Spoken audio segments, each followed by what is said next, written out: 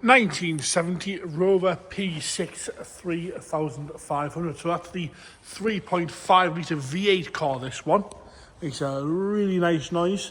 Automatic gearbox in blue, nice and shiny. Sits lovely and level as well. Bodywork wise, I'm going to start off the bonnet, work my way around this lovely looking Rover onto the interior, and then we're going to fire it up into life. Apologies for the sunlight just creeping through there. It's a good looking car, this one. So up the bonnet itself, lovely and straight and tidy. No problems with rust, because I do believe the bonnet is fiberglass. I've got one little mark on the bonnet there. Apart from that, I've got no other complaints about it. It's lovely and flat. The paintwork that's been done to the car is lovely and flat. The paint is a really, really nice finish to it. Headlights nice and clean and tidy all the way across. Grills all intact. The bumpers are lovely as well. Little mark on the corner there. And a very, very bit of light pitting out in a very, very small amount. But lovely and tidy. Straight across the front end. It's got such a charm to it, this one. Lower half of the valance there looks to be nice and tidy. You can see how shiny and flat the paint is. Around the arch, no rust coming through. Lovely and straight down that whole right hand side front wing. Driven to us this morning with no recorded faults. Lovely and tidy across the bottom there. Bottom of the door on the right hand side, they've got a little bleb there and another one on the corner. Across the top half again, nice and tight, nice and flat, nice and straight on the paint side of things. A real good shine to it.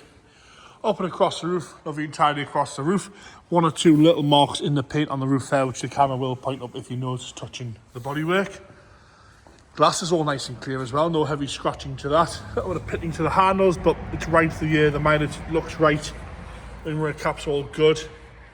Glass is all nice and shiny, and again, a little bit on the bottom of the right hand side, rear door. The arch itself's all nice and tidy, lower half seems to be good.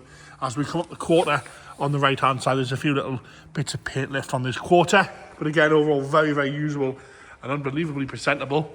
But nice and straight down that whole right hand side, which you can't see. Lights are good on the rear, bumper's good with some light pitting to the bumper again. Up the boot, all nice and straight up the boot there. One or two light surface scratches, but that's all.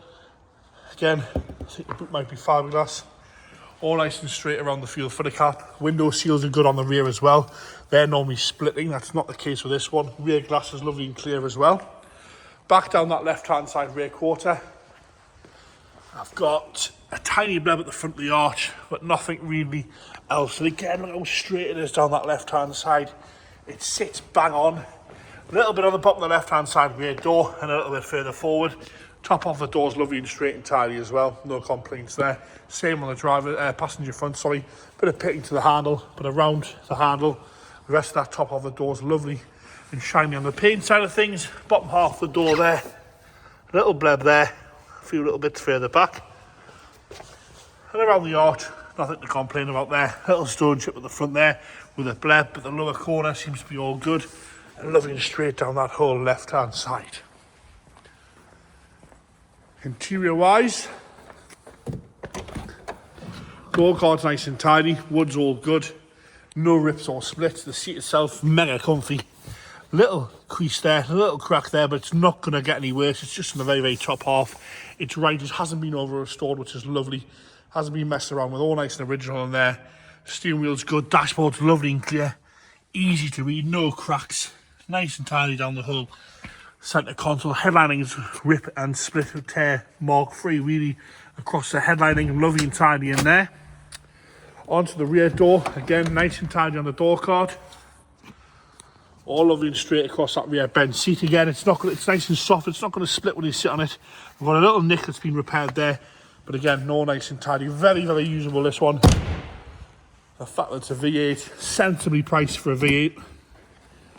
Into the boot, a lovely big load space for your deck chairs and your picnic table in there. No complaints about that. All okay in there. Spare wheels there as well. Nice that the spare wheels in there and not on the boot. Personal opinion that though.